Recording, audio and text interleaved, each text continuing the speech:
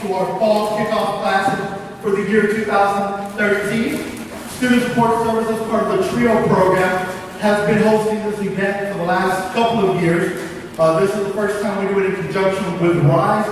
But guys, I want to welcome you to our event, and as an event, as part of the family of Diversity Academic Support Services here on our campus.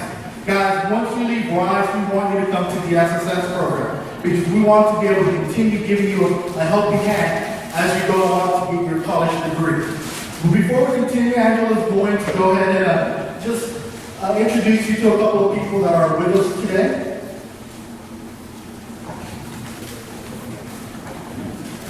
How's everyone doing today?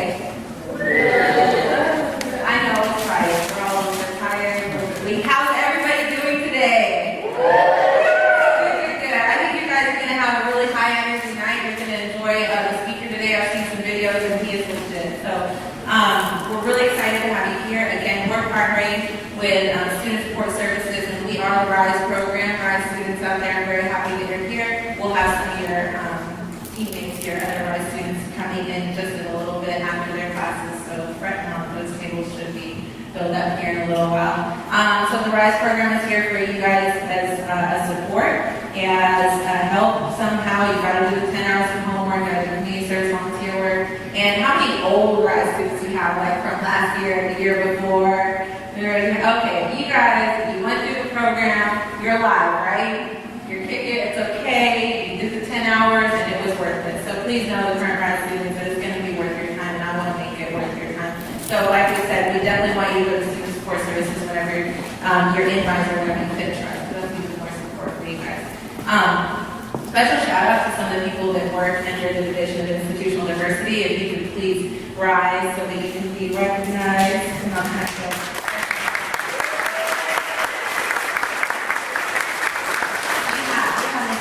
right here, and she is over the Inclusion Leadership Program. So for those of you who did it during high school, she's also going to go into high school and work with high school kids this year, and she runs the program here at OSU. So once you finish RISE, you can actually apply for the Inclusion Leadership Program, which is really cool one that she can talk to you about.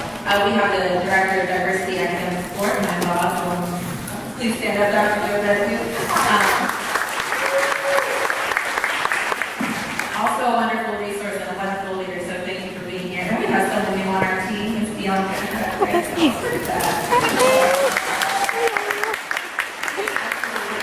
She's down at Student Support Services. We're happy to have her. We can't forget Justin. He's outside and a lot of president coordinator, so very hard working guys. Thanks for being here. Justin, get up there.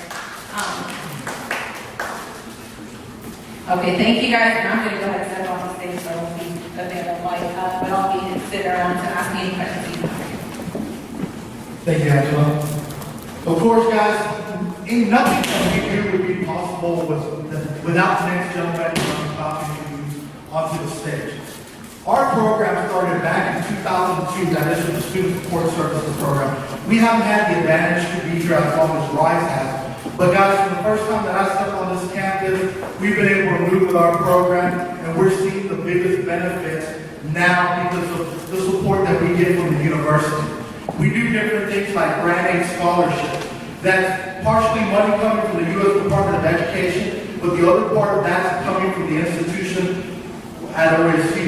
And guys, if you don't have the administrative support to do things and move your program will never be successful. The reason our programs are a success is because of the gentleman that I'm going to introduce right now. He is the VP of Associate VP of Institutional Diversity. He's our big boss, and without him, it wouldn't be possible to do the great things that we do and provide the services that we do for you guys. So please join me in welcoming Dr. Jason Curtis.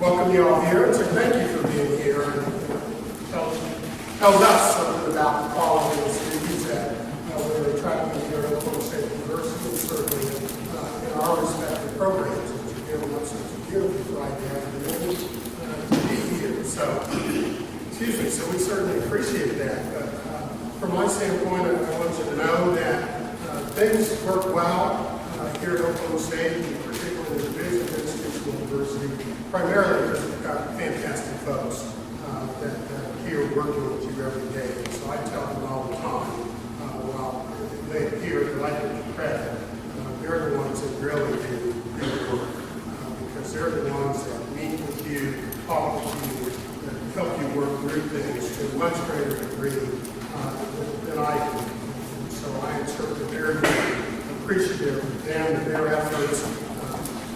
Jesus came on board and been on fire ever since.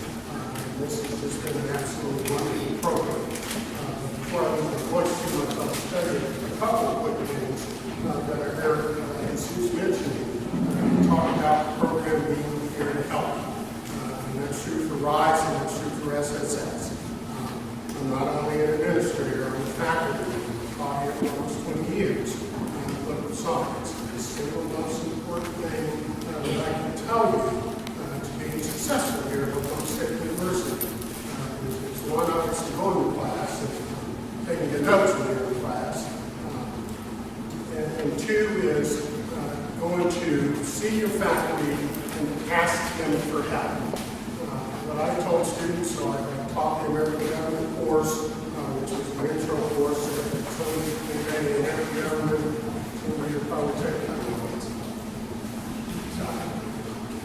But it's a great course. But the thing that I always encourage the students in that class was to come and ask me for help.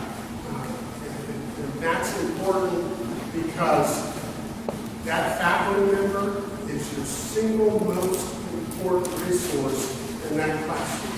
And I tell you that, I've told my students that for years, not because I'm the smartest person in the world of American government, but I'm the guy that they detest. And so I can tell you, you don't need to spend a whole lot of time on federalism, but you should spend quite a bit of time on the Constitution. Oftentimes we'll give you clues. Lots of people think that faculty's job and our goal is to see how many students can memorize. That is the absolute opposite. And so when I'm telling you, when you go into a faculty member's office and they're telling you things, they're giving you clues. We want you to be successful. Our goal is not just to bring students here, but to bring students through Oklahoma State University. Aside from that, when you're successful, we're successful. Right? When students do well in my American government classes, then it means I did well. It means I did something right and transmitted the knowledge. But certainly very, very important in terms of diversity. I came here almost 30 years ago as a represented first generation low-income student from inner city Denver. And so I tell people to understand very clearly that the guy that you see here today wasn't the guy that showed up 28 years ago. And so there were some things that had to happen in my life and some commitments that I had to make, quite frankly, some sacrifices, like giving up the beautiful Friday afternoon to be here, getting access to resources that are designed to help me be successful here at Oklahoma State University. And so, but with that, the thing that I had to learn very quickly was, one, I was here because I earned the right to be here. You may learn, I don't know if you guys talk about the notion of the imposter syndrome. We see it a lot with our diversity. So I would tell you, I would tell you every time I see you, you are here because you earned the right to be here. And because you earned the right to be here means that you are prepared and equipped to be successful and to be more successful than anyone else. The person that you have to convince of that is you. And so we'll do everything in our power to support you, to facilitate your success here at Oklahoma State University. But the burden of the task falls on you. I just got out of a meeting and getting teased a little bit about that. It was a really hard professor. And my response is always the same. Every class should be hard. If it were easy to earn a college degree, this world would be, there'd be a whole lot more people in this world. My parents always taught me growing up, anything worth having doesn't come easy. And that's the same for a college degree. You're going to go through struggles, you're going to go through strife, you're going to be frustrated with the faculty members, your roommate, is up all kinds of money. You're going to get all kinds of experiences. But those experiences, I promise you, will make you a better person for the rest of your life. The investment that you've made in yourself to be here at Oklahoma State University is by far the single greatest investment that you'll ever make in your life, because it's going to determine the course of what the rest of your life looks like. And it's not just about being here and getting a degree. It's about how you deal with things, how you deal with the difficult movement. Because guess what? When you get on the job, there's going to be some difficult folks. And so what you learn to do now and develop as part of your fiber and your being is what's going to take with you when you leave. And so certainly our goal and our responsibilities and obligations is to give you every aspect of what we know that you need to be successful. And what we need from you is to trust us. And I know we're asking a lot, but I promise you, in the end, you'll be the beneficiary of something just absolutely spectacular. I tell people all the time, the guy that I am today has an awful lot to do with my years here at Oklahoma State University. They were very impactful, they were transformative in my life, and they are certainly, in a very significant way, responsible for who I am and where I am and what I am today. And so again, we've got some fantastic folks, not just in this room and in the division, but all across campus that are invested in being successful here at Oklahoma State University.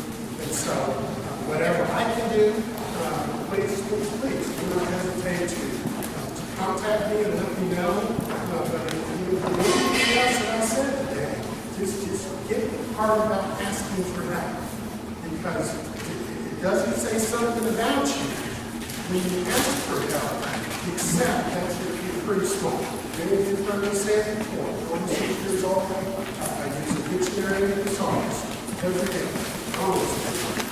I'm writing things, I'm researching things, so it's not because I'm not a good speller, it's not because I'm a calculator, it's because it's a resource that's right there at my fingertips that can make me better, that can help me grow personally and professionally.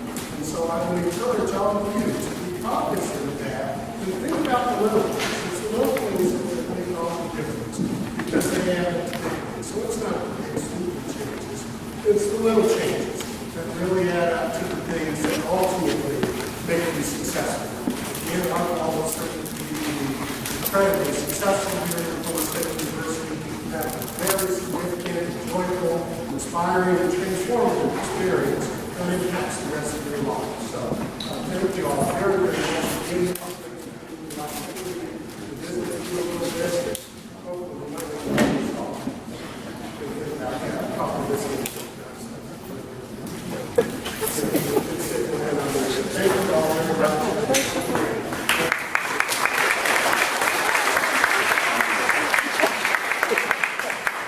Thank you again, Dr. Kersey.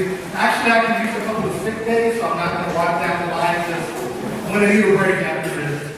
Guys, if you ever do get the chance, the opportunity to walk by Whitehurst and go visit Dr. Kersey, please give him a thanks, not only from yourself, but from us. And because he does provide the support that we need in order to be successful. And whenever he provides that support, Angela, the rest of the SSS staff, and myself can provide you the services that are going to give you the experience to be successful, as Dr. Kersey mentioned. Now, guys, I know everybody's saying, it's too cold in here, I'm freezing, but guys, trust me, it's about to get really hot in here. And it's not just because the gentleman's from Atlanta, because at one point, this man lived in Laredo, Texas, he lived in Missouri, and he hails from Chicago. He is a Bulls fan. I'm a Rockets fan, so we already have that conflict there. But guys, he is one of the most energetic, most hypest men that I know. He's not only my colleague, but he is one of my dearest friends. Please join me in introducing Mr. Stan Pearson II.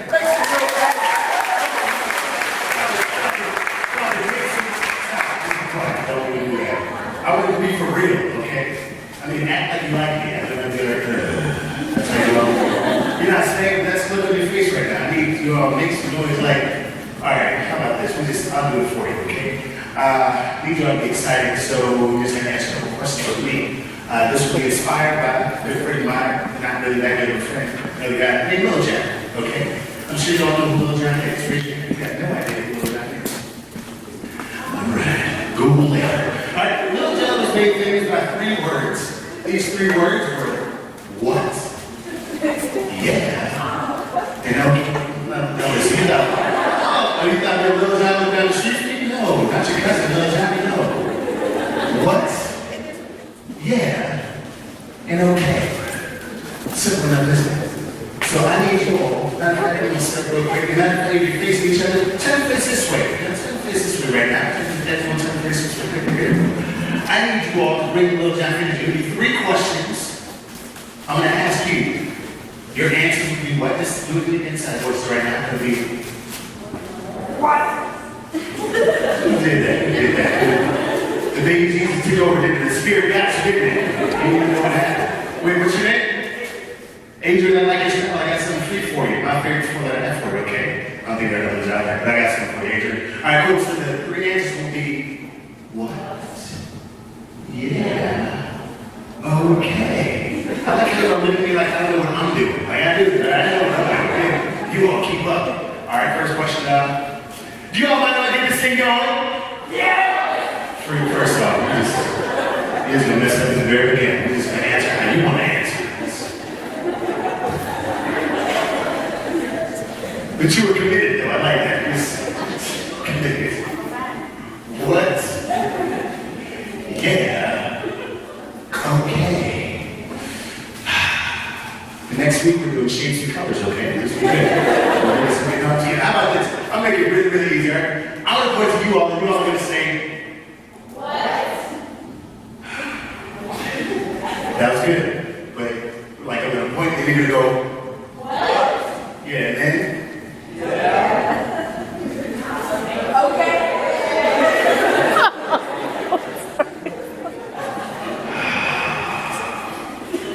Moving right along, you all are still sleeping. Are you all tired? Is that what it is? Yeah. Like if you're tired? Oh, yeah! I was thinking it all wrong. I tricked you. Trying to answer correctly. Really quick, now here's the deal. I don't know if you all can tell, but I'm just thinking this. Actually, the last 3 out of 4 weeks, I've been on like a non-stop tour. I probably traveled close to 15,000 miles in the last 2 weeks. I've been in a bunch of different cities, states, bunch of stuff, and I literally lost my voice last week. I took the end of last week, and literally, I'm just now getting it back. Yesterday, I could not talk like this at all, so I'm glad I have it back. So I'm a little bit excited about that. But here's the thing. I, too, am tired. I promise you. Matter of fact, the last 4 nights ago, I've done it literally at 4 a.m. And every day is ended probably roughly 1 a.m. And then I woke back up at roughly 3 a.m. to catch flights most of the time. When I'm done with you all, I'm going to fly home, get home for roughly 48 hours, and I'll be flying back out to do the exact same thing next week. So if you're tired, I understand. Like, I get it. But here's what I'm going to promise you all, just in the spirit of time. Because time is what I respect. I respect time. Time is absolute. It's one thing, I mean, there's no replacement for time. It's one thing that ends. If I do what I'm supposed to do today, the reason why they brought me in, like today will be a great day. And at the end of today, even though it ends later on tonight, at the end of this, you'll all be thinking, man, it flew by. That's what I wanted to feel like, because you all would just be thinking, contemplating. And this would be somewhat of a life-changing experience for you because you've never met me before, most of you. But this is what I understand about time is that it passes. It passes. It passes. So I will respect your time. And in the spirit of respecting your time, I promise not to waste yours. I will not waste your time. If I just traveled across the street, I wouldn't waste your time. But I woke up before like this morning, drove to the airport, caught the plane, landed OKC, drove here, hour and a half, moving out here. I will not waste your time, because I understand how quickly time moves. But we rush time, don't we? Like, what's today? Today's Friday, right? Some people are already thinking what you're going to wear to the club tomorrow night. You're like, I'm going to shut the club down. Outfit is already laid out, isn't it? You're like, oh, yeah. I'm killing them all. Like, you know what I'm saying? Buy a new outfit, take it back the next day, whatever. I'm not judging you, but that's what might happen. That's what may happen, right? But we rush time is not your fault. We've been rushing time since the beginning of time.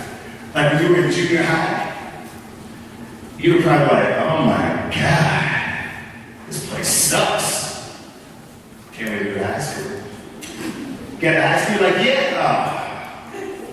Oh my God, this place sucks. Can't wait to go to college. Towards the end, you're like, oh my God, this place sucks. Can't wait to go to the real world. To get to the real world, like, holy crap, this place sucks. You just want to go back to kindergarten and have a pre-am and a sandwich. No getting there. You just want to have a little bit of recess, recharge your batteries. Like, I understand how quickly time moves. I promise that's wasted. Also, I just tell you all kind of what to expect from me at the end of this thing.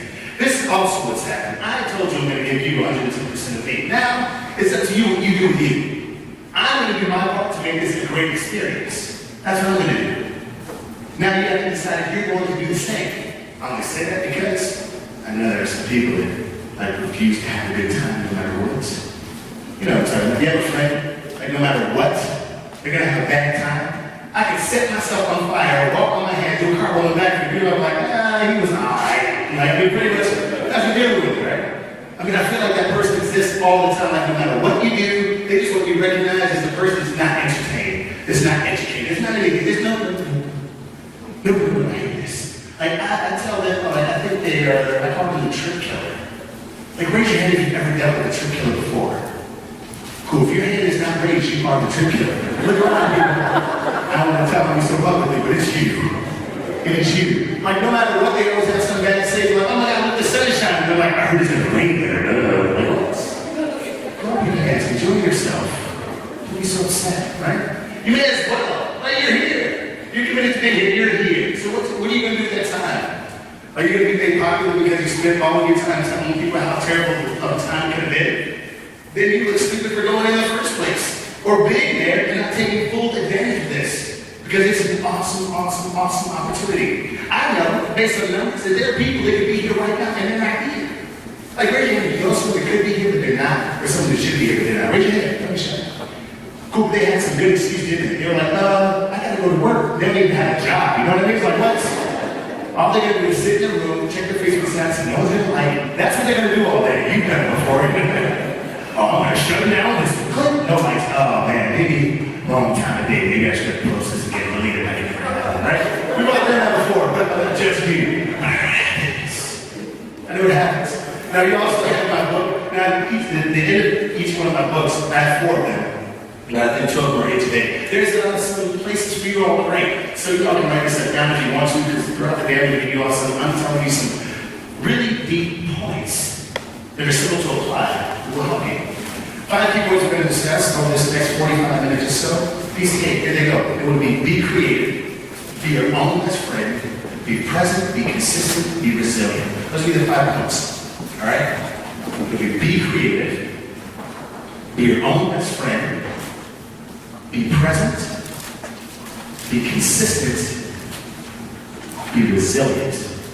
Those would be the 5 points. Let's say right 3 parts today. These would be the first level of these 5 points. It would be like we're going to graduate, from one point to the next. And you realize that the longer we're here, I'll continue to challenge you all because that's also why we're here, so I can challenge you all. If you all on Twitter and Facebook, all that stuff, @TheRealStanP is my hashtag, so that is my Twitter handle. So if you all need me to tweet it to me, whatever, so you all can remember, I don't want there to be any excuses when you leave here today, you're not successful. No excuses, none. That's the problem with spending time with me. I hold myself accountable. Just to be advised and the coordinators hold you all accountable. To be better today than you were yesterday. I'm one of those people that I'm not going to allow you to be who you want to be. I'm going to talk to you and we're going to talk about who you're supposed to be. There's a difference. Not who you want to be, but who you're supposed to be. Completely different. 5 points. Be creative, be your own best friend, be present, be consistent, be resilient. So I guess I'll tell you a little bit more about me, just so you all know a little bit about me. I'm recently married, just celebrated a year anniversary. Yes,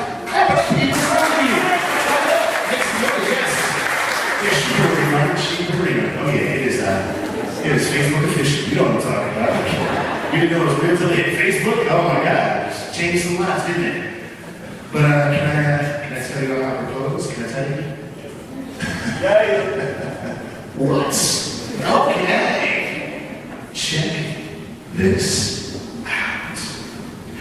don't know if y'all have ever had one of those moments where you wish you had your own theme music. You know what I'm talking about? Originally, we were going to be on the beaches of Mexico. It would have been a lot like this. Go ahead.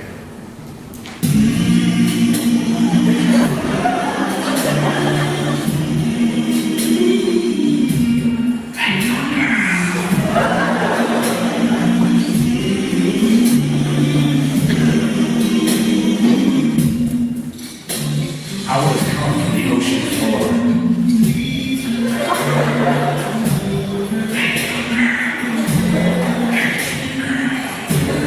She would have been standing off in the distance, no white mom floating down the highway, walking. Sand all in between my toes. I would have to really close to her and got down on me and said something real cool and smooth like, something like that. That's what happened with the great girl. We loved it. You know, we got on the horse, got us all that sand. It was just fantastic. However, because of family emergency, the trip was canceled in days of the trip. Literally, everyone said, "Aww." I know, tell me about it. I'm like, still, I gotta make the magic happen. How can we make the magic happen? You know what? I'm gonna propose when we had our first date. We can't mess that up. That'll be a pretty good idea. That was the rest of my splash lounge kind of place. I'll give you a little bit of backstory about my wife. She loves ring pops. You know what ring pops are? Of course she did. She would first bring the rings as ring pops all the time. And so when she started to send me a picture of her favorite ring pop in the email, I pretended I was not paying all that much attention. So now some time passes. Now it's the morning. I'm going to propose. She called me from work. She's crying. She says, I'm so upset. I'm like, I know, baby. I'm upset too. She's like, fool, you already know I'm upset. I was like, oh, you're right. I had no idea.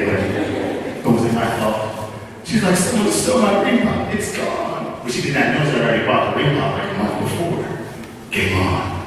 Now, I get up from BFF. I'm like, BFF, are you in? She's like, sure. I was like, good. I get to the place we're hanging out. Like clockwork, BFF takes her outside. It's time for me to make the magic happen. I go upstairs in the DJ booth. I'm like, DJ, ever about the microphone? He's like, sure. I'm like, good. I'm like, hey, everyone. My name is St. Pierce II. We're going to propose to my girlfriend. Can you help me? They were all like, yeah. I was like, good. I went back downstairs and I had a huge bag of rose petals. I started sprinkling rose petals all around the restaurant. Then I just dumped a huge pile of rose petals in the center of the restaurant. Then while I was doing that, I had someone else who got candy ring pops. So a bunch of people in the restaurant had their own candy ring pop. So then I got down on one knee and she walked in and I was like, Christina! And then the entire restaurant said, will you marry me? Everyone said, aww. Because it was good and I know it. That's great, girl. But here, I'm telling you, you know what I do know? I know there's a trick killer out there though. The trick killer did a story and they're like, it was alright. I'm like, I could have done better.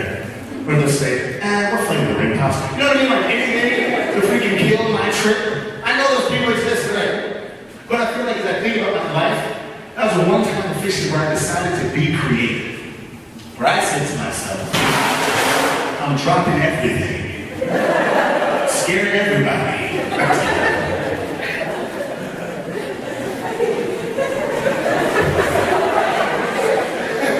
I was scared too. I was about to run. I'm not lying.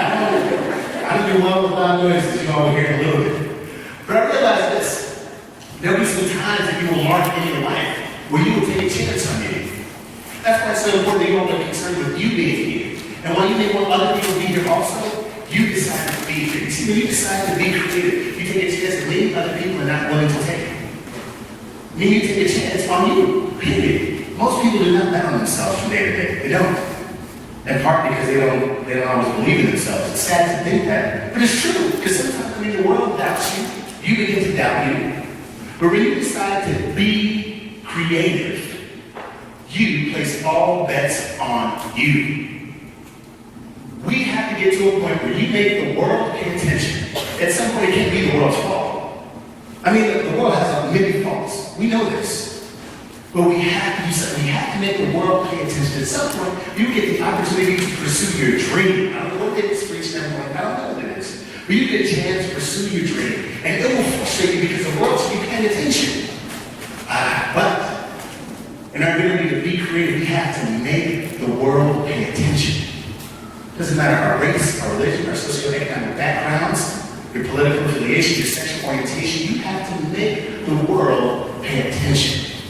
The world always recognizes greatness. Sometimes it takes a while.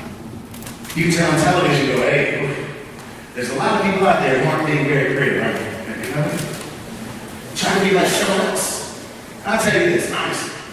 Being you is a full-time job. Why waste your time trying to be like someone else? Think about this. Being you is a full-time, and I don't know what's going on in your life. I don't know. Something, because we all are going through something. You know what I mean, that's something. And you don't want everyone else to know about that one thing you may be super insecure about, that even your closest friend doesn't know that thing. Like everyone experiences something, goes through something. Your ability to be creative is what will save you. Like when you decide to be someone else, you get so lost in character, you know what I mean? Who knows the cool guy? Anyone ever meet the cool guy before? Sometimes like that. You ever seen somebody so cool they don't even know who they are? Like they're so stuck in coolness. They don't laugh at anything. Nothing impresses them. They never have a good time at anything unless they're doing it. It's kind of sad, right? It took me a while to understand this. I'm like, man, it sucks to be the cool guy. Because you get to a point where you grow up and you realize what cool really is. And it's not half things being portrayed in the world today or on television. It's not. It really isn't. How do you explain people, seemingly happy people, that are super duper rich, super duper gorgeous, getting plastic surgery? How can you explain it? Because steady trying to look at somebody else where they're finding their own skin so that we see, right? But that would only prove that them too, they too, have that something that no one else knows about, that they're trying to hide through these surgeries or through these attitudes or whatever it is. So I would just highly, highly, highly encourage you to be creative. The world will recognize you at some point if you make them pay attention. Can I move on? Please say yeah. Yeah. I like that. Be your own best friend. Anyone know what I mean by when I say be your own best friend? No wrong answers. Adrian, what's up, dude? Where are you? Laugh at your own jokes even though everybody else thinks it. Yeah! Laugh at your own jokes even when everyone else thinks they're stupid. Sometimes you have to do that, right? And it's very good to be able to laugh at yourself. That's important. God, I don't think you should be able to laugh at other people if you can laugh at yourself. It's not fair. It is not fair. But you're absolutely right. And you have to be able to, you have to know you better than anyone else knows you. You know what I mean? I have to know you better than anyone else on planet Earth knows you. Guess what? I'll say this. Maybe you have some friends in the room. Your friend might tell you, I know you better than you know you. You're like, no, it's lies. Theory. And theory is great. And theory is perfect. Of course, say that, no, that's not true. Your best friend is just willing to admit more about you than you are. That's what the truth is. Like your BFF, they know about that long middle toe that you don't want anyone to know about, and that's why you wear flip-flops. Oh my God, the long middle toe. Like that's what they know that you want to tell them. That's why she doesn't wear flip-flops. They know, okay? They know about that. You want to tell them about your flip-flops? Like you'd be wearing boots. Not every weather. Like who wearing Uggs in the room? See that long middle toe, right? Embrace that middle toe-ness. Like those kind of things. Like embracing who you are, knowing who you are, being your own best friend, so you don't end up somewhere that compromises who you are.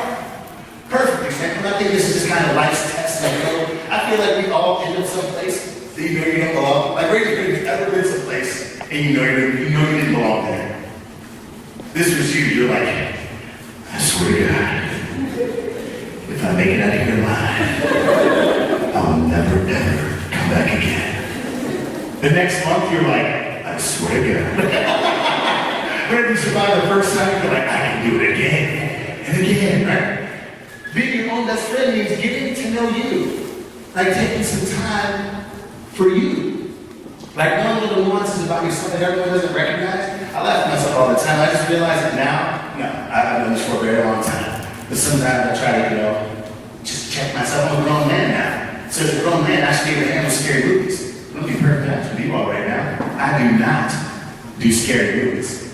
I cannot. Like, raise your hand if you love scary movies. I can't hang out with any of you all. I'm honest. Like, I get an attitude when people ask me to go see scary movies. I saw the first one when I took me on accident. I was ruined, right? I fell asleep at 5 a.m. Fully clothed and fully lit house. I didn't want to go to sleep. Like, I just know how I had memories of seeing Narnia too. And I like that movie. But in my dream, I was fighting man horses, centaurs. You know what a centaur is? Let a centaur walk through the door and everyone's looking at me, judging me. Let a centaur, half man, half horse, walk through the room. Everybody is leaving, and I'm first, okay? But I just know me. I realized, and getting to know me, I have a very vivid imagination. Vivid, super vivid imagination. so when I see movies, I feel like I'm in the movie. I feel like I am saving in the movie. Like I helped you get out of it. Like when I go see stressful movies, I need to smoke. And I don't even smoke, you know what I mean? Like I just need. Like I am completely exhausted when I go see certain movies to the point where I'm like, I can't do it anymore, I quit. Like the last stressful movie I saw, the most stressful movie was Taken 2. Have you seen that movie? That movie is the truth. When I let them know, I was like, you know what, there's a third one, it's going to be called Taken 3, The Funeral. You gotta think of this one, okay? I'm not coming to say you're getting girl, I'm exhausted. It'll be Taken 3, The Obituary. I can do it. Like, I just know, I know how I am. I know how I am, and everyone doesn't want to embrace who they are. I know who I am. I'll tell you this, I mean, in this brief story, I'll just tell you this, that I was born right outside Chicago, a lot of my family are in the inner city. Like some of the stuff you read about and see on the news, they're looking at that kind of stuff. I've seen it from a distance and sometimes up close, but my parents, they did the best they could to get the hell away from that, okay? I grew up in the suburbs for the most part, all right? I've seen this stuff, but I live in the suburbs, that's where I grew up, in the suburbs. And I wanted to take advantage of that opportunity that some of my cousins, family members, people I know, did not have. So, it didn't make any sense for me to now go to college and pretend to be something I'm not. Let me tell you something about Stan here for a second. I am not a thug. I'm not. Sometimes I wish I was. But then reality comes. And then someone asks me to introduce myself. And I say, my name is Stanley David Pearson II. There's nothing scary about that, is you know, like I just said, it was just my name. There's nothing scary, like no one is running when they hear Stan is coming to look for him, okay? It rhymes with something. Stan, the man is coming for you. Who cares? Feels like something you can beat up, right? I just knew me. I grew up, honestly, it's crazy, I feel a bit older as I think about this, but I don't know if I ever owned pants that could even go below my waist once I pulled them up above my ALF. I don't even know if I owned a pair, but my mom wasn't having it. I mean, I had khakis and polos a lot of the time, or jeans that fit. That was just me, so I could not pretend that I had grown up in some inner city experience where I was fighting for my life every single day just to please somebody who's never going to accept me anyway, and is probably be trying to seek out my friendship because I'm a good person, and not just because I wear my pants and roll my butt. That didn't make me. I had to stop pretending. I pretended for too long. Maybe some of us in the room, we pretend for too long, and then you realize, what is it doing to you? It's taking away from you. And I feel like when you pretend to be something, and now you're taking away little, small pieces of yourself. And then you grow up and you even can forget who you are. Again, for people that you may not even ever see again. I mean, the Bible probably didn't realize me today is for a very long time. Heck, it was like I wasn't black enough for my black friends. You ever hear that feeling? Too much. I am white girl first, okay? So that's okay right now. Of course, man, you might be, but that's it. But then, after that came a period where I was, let's say I was too black for my white friends. So I had no idea what I'm talking about right now. But I'll tell you this, I feel like there's a point in life where you realize you're different. Ever happened? And you just realize that you're different. Like you're from a different family. They talk different, eat different things, speak different languages. But you don't realize that when you're younger. Then when you get older, it's like, whoa, something's different. And I think it's okay to embrace that. It's all right. I honestly feel like if there was a time in my life that said, we're all the same. We're all great. I don't see color. It sounds great. In theory, it's perfect, isn't it? Of course it is. However, how can I really love you for you? How can I truly be your friend? I think that our experiences are the same. There could be more than a lot. Like you live a completely different life than I live. Completely different experiences than I have. So how can we truly be friends if I don't know you for your particular experiences, for your, I mean, the things that make me cry, that I may never understand what it feels like to cry about those things. How can I really be your friend if I think we're the same? Because I'm pretty sure that we've all had those experiences. I don't know if y'all have ever been so upset you couldn't laugh, you couldn't cry, you were just stuck. Anybody? Like it was not the proper emotion that you were stuck. I think that happens. We have to know ourselves very, very well. We have to. When you're your own best friend, you know yourself well. And sometimes I feel like people kind of tell you who they are. You know what I mean? They kind of let you know how they can be. I think it happens a lot in relationships. You know what I mean? Like you find out how people really can be. Like most of us, you didn't even meet your crazy you And two, you're in a relationship. Like, raise your hand if you've ever been in a relationship before. Raise your hand if you've ever, keep your hand raised if you've ever met the crazy you before. Like, you didn't know crazy you existed, so crazy, so hey, I'm crazy. Like, what's happening? It's scary. How can you go in a relationship and you've not met your significant other's crazy you yet? You know what I mean? Like, they're super nice now. Like, oh my God, you're so nice. You haven't seen the crazy they yet, but you know you're crazy. There are some things that I think people do to let you know they're looking at you. Am I right? Like, they give you clues sometimes. Like, I love music, so I feel like sometimes people give you music in clues. I listen to music for entertainment purposes. I feel like some people, they listen to music for other reasons. They listen to music to tell you a story, to tell you how they feel, like if you ever left them or something, you know what I mean? Like, if that break, like, they let you know before you ever break up what this breakup's gonna be like. You know what I'm saying? For example, like, go ahead, maybe it is. Songs like this, I mean, I'd say this is a perfect example. Go ahead, yeah, it's good.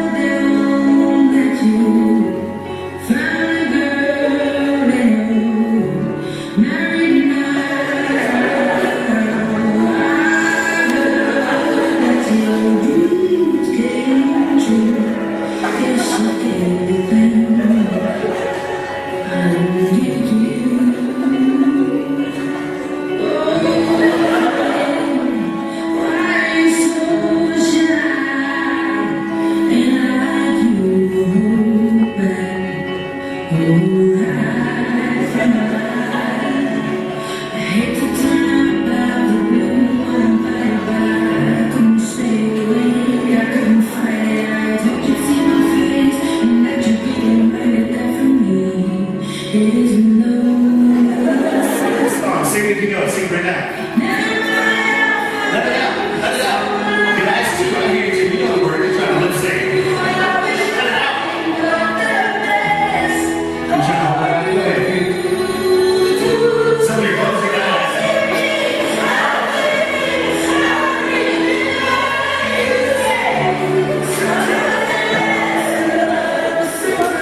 Turn it off. Turn it off. Too much pain is hitting your room. Turn it off. Not the worst breakup ever. You just thought, you know they're coming back. You know, like really thinking over breakup, we do it all wrong. You have to know yourself, you do it all wrong too. When you break up, you know, you're supposed to listen to happy music, aren't you? To make you feel better. You don't do it all wrong. You go to some old school, you mess around and put on some Tony Braxton. You'll be in your room like, unbreak my heart. Say you love me again.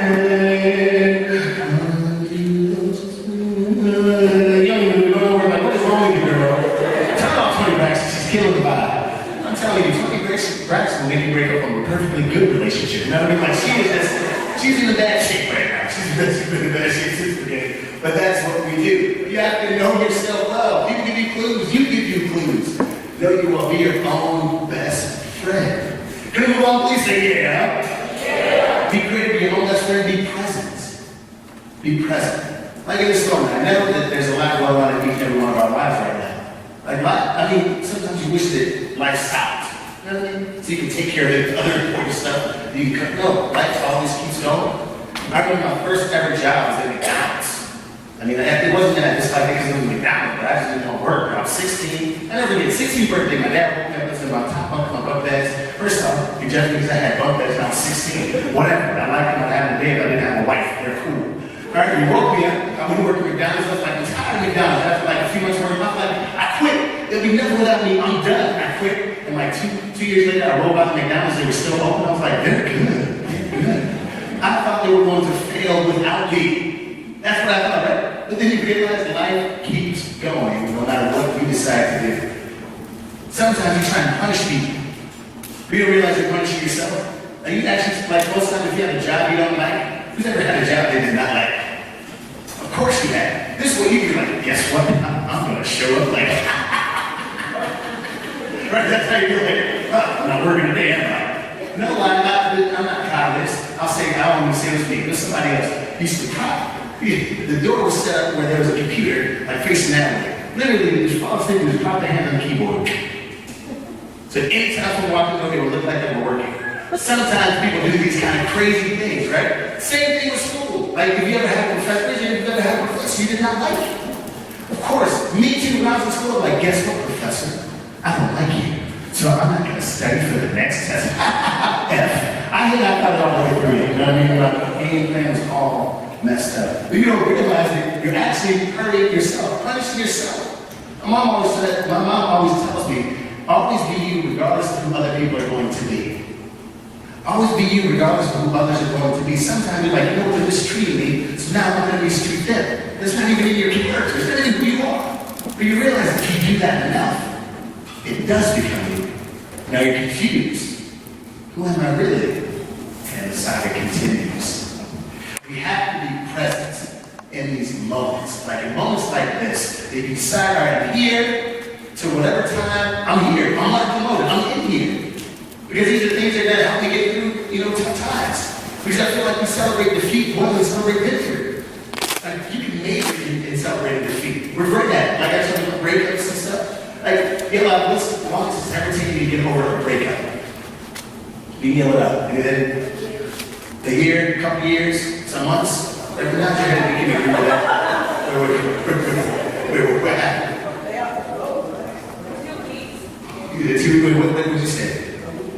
You got a bunch of heartbreaks over there. You're like, man, I don't get broken up with. I'm good. What happened? Y'all get broken with, huh? Well, yeah, like 2 days. 2 days, you said. So call me Jay-Z, come on to the next one. I understand. Me too, I tell you what, how many of y'all have been in a relationship that was as bad as me for TV, but the cameras weren't there? You know what I'm talking about, right? Like super bad. I think something like that happens. I was one of those, I don't get my heart broken either, boy. I wish it on the enemy, man. Well, I'm not wishing on that. But tough breakups are really, they can be tough sometimes. So think about this. Worst breakup you've ever been through? Weeks, a couple days, weeks, months, years for most. And I mean like really over. I don't mean like over, like some of you all, you say you're over, but let your ex walk in the door and, oh my God, here, how did they find me? They're always everywhere I am. My ex is just like you stand. Your ex is white. No, your ex is not like me. What is wrong with you? Like everyone you see reminds you of your ex. A song comes on, you're like, oh my God, who's our song? Like I mean truly over it, like you don't care where they are. That's what I'm talking about. Weeks, months, years. Now think about this. How long is the best, let's say, vacation you've ever been on? How long does that feeling stay with you? Maybe until you get home. Like, yeah, the best vacation of your life, you get home, you're like, my life sucks again. FML, I hate myself. Right? Just think about that. Worst breakup you've ever been through, weeks, months, years ago. Best time you've ever had in your life on vacation, as long as it took you to get back home. Sometimes I feel like we lose more than we win, because we celebrate defeat more than we do our victories. Today ends up being some kind of victory day, like a good feeling kind of day. These are the ones we have to celebrate more. Why? Because one of those tough times when you can't laugh, you can cry, you just get stuck. One of those feelings could come for you. And when that feeling comes, you need a moment of goodness to help you rise above it. I only know this because I've been in school, I've spoken at Virginia Tech, I've spoken in Northern Illinois. I've been in a place where bad things are happening. And guess what I find is the coincidence? Is they all look just like you. Just like us, just like us. They're no different. But something happens. I feel like no matter what, I feel like something happens to everyone. You just you can't take it. Like you get to a certain level, and you just can't take it. It can be some kind of pain, some kind of stuff, whatever it is, I don't know. And if you don't have the right tools, the right skill set to get you beyond a horrible time, you will begin to feel as though you cannot survive whatever's going on. Then you stop going to class. Then you stop taking your tests. Then you stop leaving your room. I mean, it's a lot like that. It's slowly progressive, and then it's just all over you. You can't get away from it. And someone who's smiling right now may have visited that moment in their life before. You have to have the right tools to get you past some of these moments that some of your closest friends don't even know about. Don't even know about. I mean, it's like sometimes you just drive it, those moments that people don't even know about. Those moments. Do you want to tell someone but you don't know what they think about you if you told them? That's why the part right before that being your own best friend is so very important. Because when you're able to be present and just relax in the greatness of a day, how important that can be. I feel like when you're present, sometimes you just have to let the world just go by. Just take a deep breath. Have you ever done that before? Just like, have you ever done that? Just roll the windows down. Let some soft music play, whatever it is. I don't know. Like you just did something just super duper chill. Sometimes you ever just been driving angry before that? Who knows an angry driver? We're scared of angry. Some of you are the angry driver. You know what I'm talking about. You all ever cut someone off and then end up at the stoplight with them? Hey, man, I thought I'd never see you again, and here we are. You know, it's super awkward, right? Just in a hurry for no good reason. But I feel like sometimes you have to just enjoy the day. Enjoy your drive. Like, I'm from what's your name? What's that? Ariel? Uriel. Uriel. Hey, how long has it been your name? Quit messing up, man. I'm just kidding. Uriel. Have you ever had one of those days where you're just kind of driving, enjoying life, when it's kind of going on? You've never had one of those days before? Really? I'm actually glad you. Do you have like a BFF, you have like a best friend? Kind of like that you don't know, huh? Not really? Like who do you sit next to right now? The friend, he says. We don't know how that turned out in the end. I'm just kidding, though. I'm just kidding. I feel like you're, what's your name? I'm sorry. You're saying it. I feel like you're in the city. I feel like if you all might want to take a drive together. You're friends. Friends take drives together, don't they? Everyone not. Friends take drives together, kind of chilling out, enjoying themselves, listening to some good music. I feel like if you were driving, you could play your own theme music, man. It might be a song, something like this. Go ahead. You're singing, you ready? Let's get in the car. It's going to be a great day.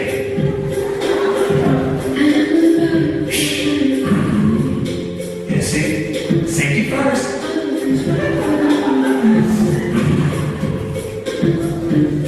It's hot here, right? It's an old car here. They're pretty cool, right? No one knows it, but you're actually my friend or something. I think it's happy. This is you. I want to see this car with me. Let's do it.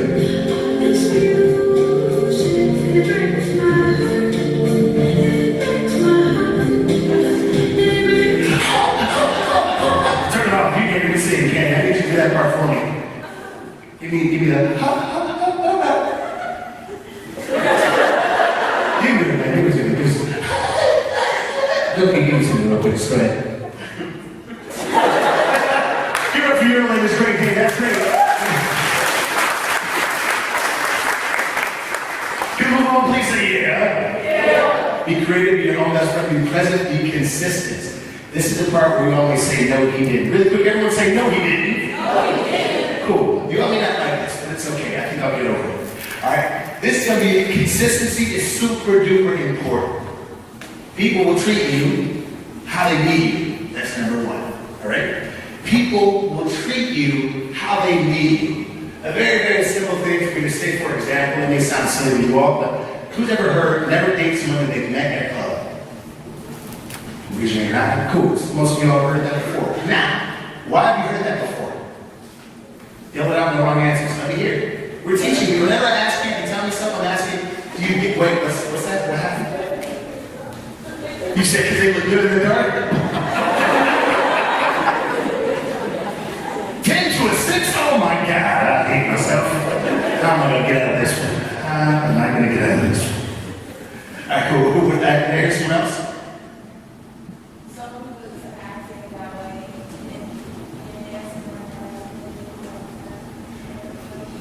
Yeah, they could be like that, but it's just really tough. Most of the time, you meet someone that's at a club, you just hang, it's not like, hey, how you doing? What's your name again?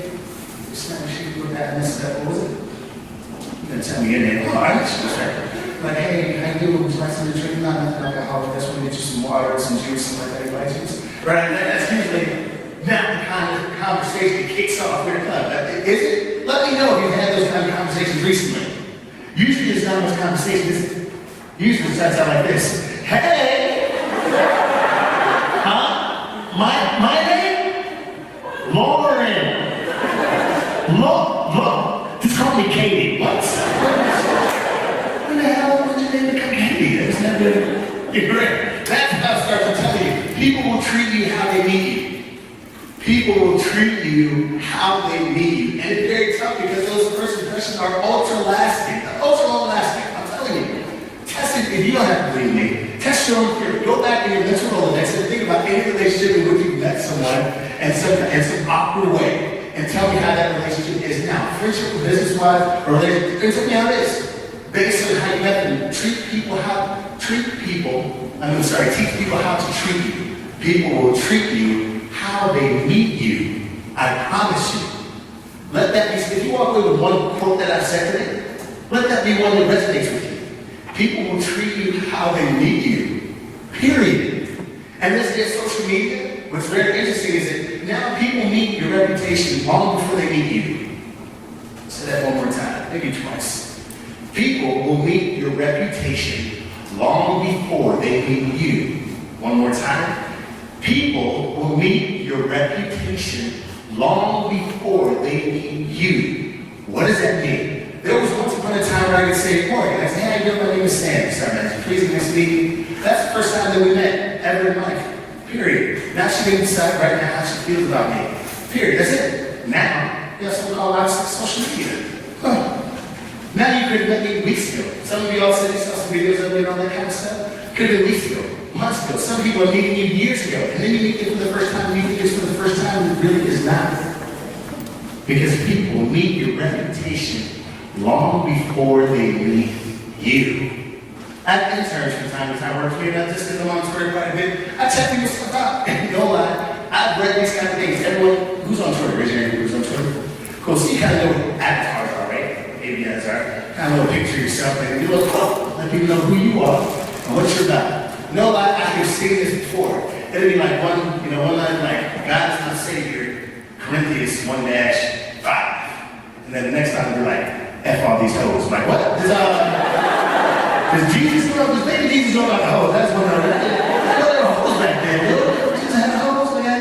I had no idea, right? But I'm saying, like, for real? This is for real? Oh, Sam, that's not who I am. For real? Oh, so you're going to tell me the truth because I'm special? Or you're going to tell the World Wide Web that's live? Or it makes no sense. Consistency is major. It's major. If you think people aren't watching, but you all Facebook and Twitter creep, don't lie. Not that you've ever Facebook creep and Twitter creep before. Like you saw a picture you like, but you didn't want to like it because you don't want them to know that I was there. You don't like every picture that you like. Absolutely not. You like somebody's entire album, picture by picture, and think you're nuts. It's like you think they're nuts, but we do it still. That's a lesson letting you know that people are always watching. They're always watching, but they didn't tell you that you're watching or not. That's why I usually do this. And you all may not like this, but that's what I say when it comes to pictures and posts. I would just say post things that make sense. Make it make sense. That's all I'm asking. Not necessarily for me, but for you. Like, make it make sense. I mean, for that person to say, that's all these hoes, that doesn't even make sense. Makes no sense at all, but it's real. And you see it all the time. Like, one tweet is all godly, and the next one's like, kill, murder. Like, what was wrong? What was happening in these last 2 seconds? You know, what happened? But make it make sense. So, in theory of complete honesty, if you're not of age and you decide to drink, I don't know if you do. If you don't, I'm just saying if you know someone, I'm sure none of y'all will do underage, but if you know someone that's to do that, it makes very little sense to post pictures of underage drinking. But I mean, does it make sense? I mean, you tell me if it makes sense now. You don't even have to like me to agree or disagree. It doesn't make logical sense at all. And if, let's say, if you are a wild child, there may be somebody that got to be wild, y'all don't know me. You could be super duper wild, crazy, but it doesn't have to be all on your social media sites. Like all those level print that you have and stuff and the little costumes and it's not even Halloween. It doesn't have to be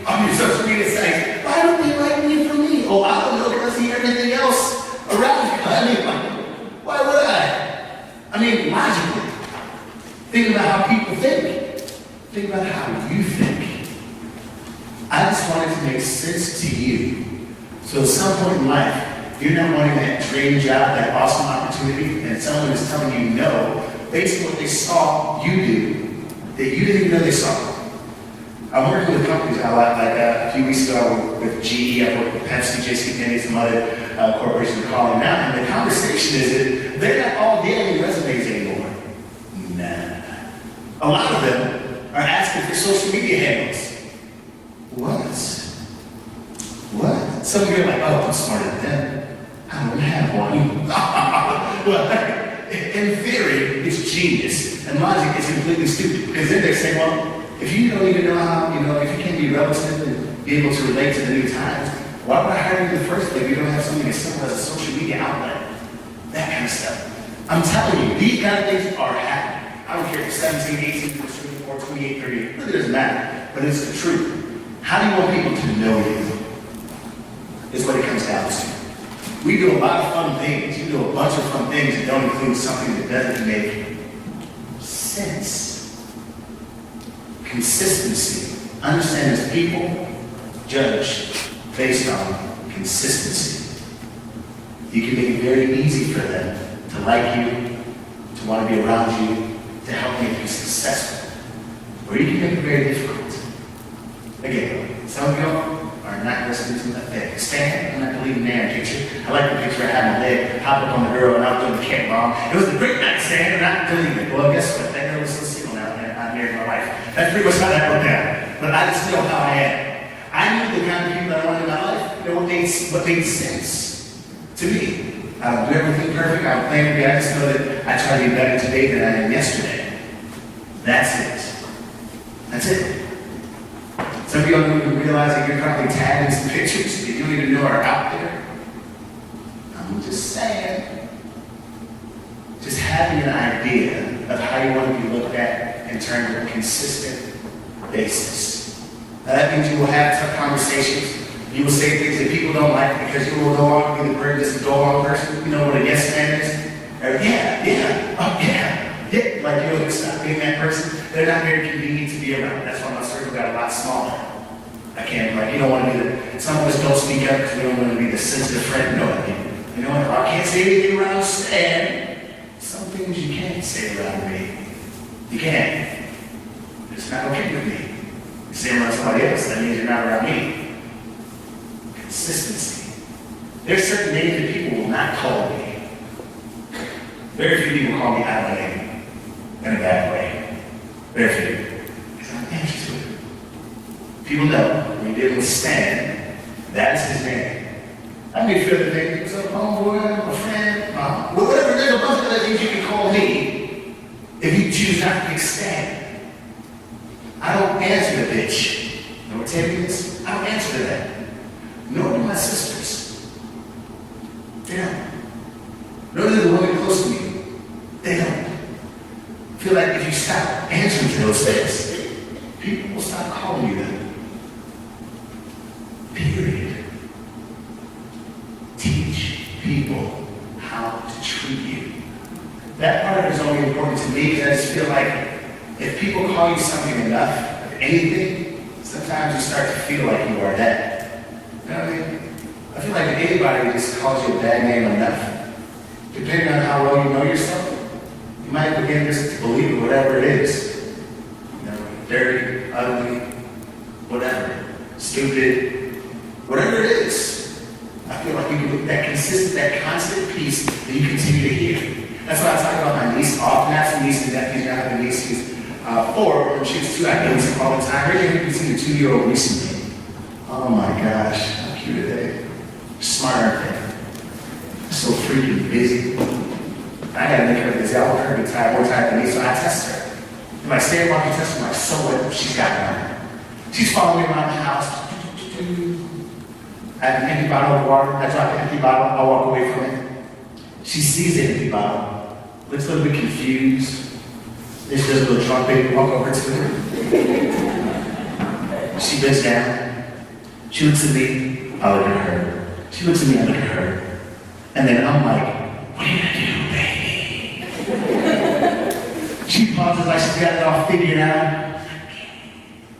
picks it up, throws it in the trash, and she goes, yeah! And I'm like, yeah, booyah! In your face, I celebrate, boy. It's a big freaking deal for me. Apparently not for you strangers hearing about my niece. Now, why is it a big deal for me? Let me tell you. Because I've never taught her to do that before. I've never said sitting. When you see something fall on the ground, you pick it up and you I've never ever taught her to do that before. But what I'm guessing is she's seen that be done time and time and time again. So then she decided on her own to try it. And then when she does it, we go, yay, we celebrate it. It's a big freaking deal for her uncle and her. Yay, so guess what? Anytime she sees anything red, it's going bye-bye. That's just how she rolls, right? That's just how she is. And so then I watch her personality. Sometimes it's a lot like her uncle, her parents, even her grandparents, like, whoa. And I'm guessing she just seen it be done time and time again. We celebrate it, and then she tries it on her own.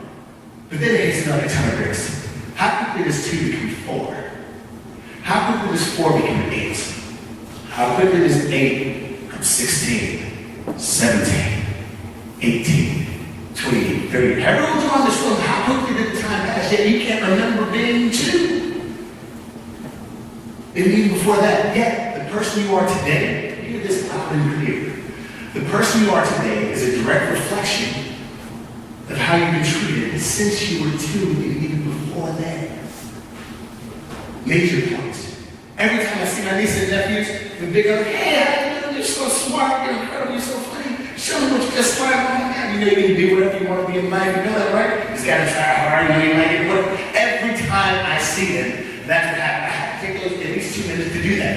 Every time I see them, nieces, nephews, and I kids, every time I see them, number one, because I realize they live in a world where people will not love them. Everyone will love them. You ever find that out? Ever had that awkward moment when you thought the entire world loved you, then you found out like it didn't? Right? It kind of hurts a little bit, right? But I feel like I do it every single day. Why? Because at some point, they're going to end up in a room like this. They're going to go to college. And someone may be trying to tell them, you're not smart enough. You're not pretty enough. You're not successful enough. You're missing something.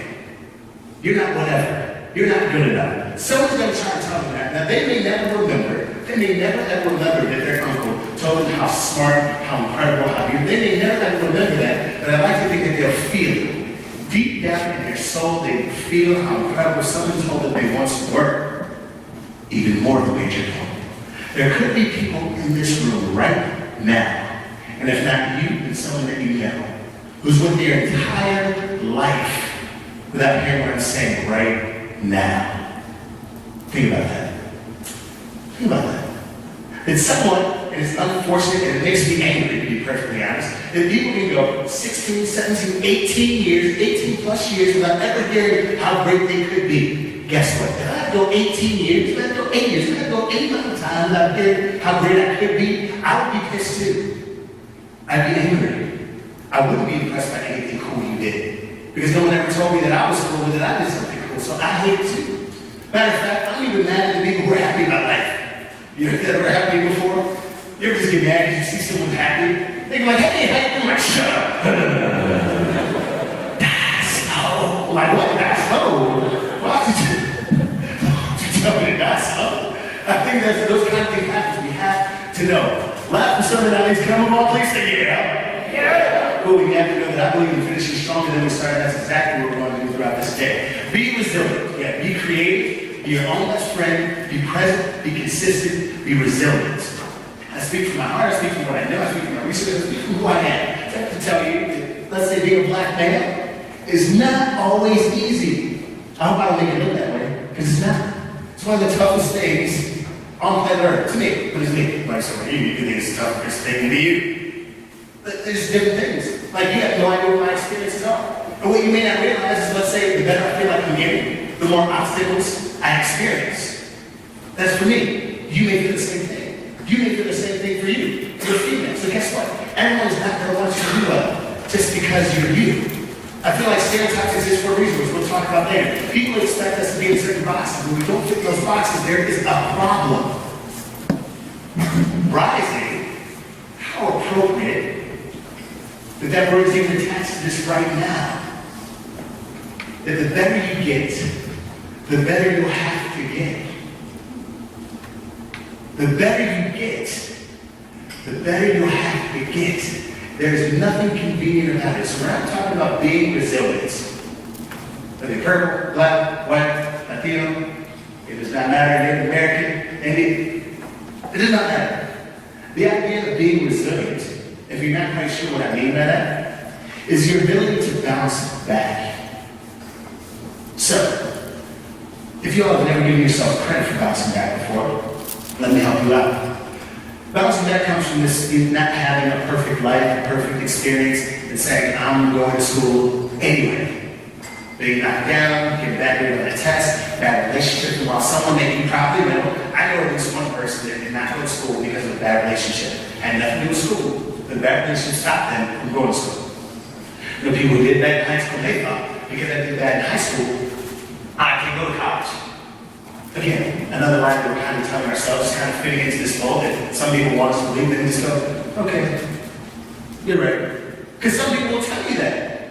Some people have told some of you in this room right now, I don't know if you're built for college. It's nuts. Maybe they feel like they were built for college. I think that happens. Are you sure? You do know that it's tough, right? That subconscious doubt that someone tries to kind of place on you on the slide. They don't say you can't do it, but they say, you know it's kind of tough, don't you? Right? Even when it's coming from a place of love, it's real. So even if you know it's coming from a place of love, recognize that you put that in the right place. Like, yes, know it. This is difficult. You got that right. Like I said earlier, that's why everyone doesn't have a college degree. That's why everyone's not in college, because it's difficult.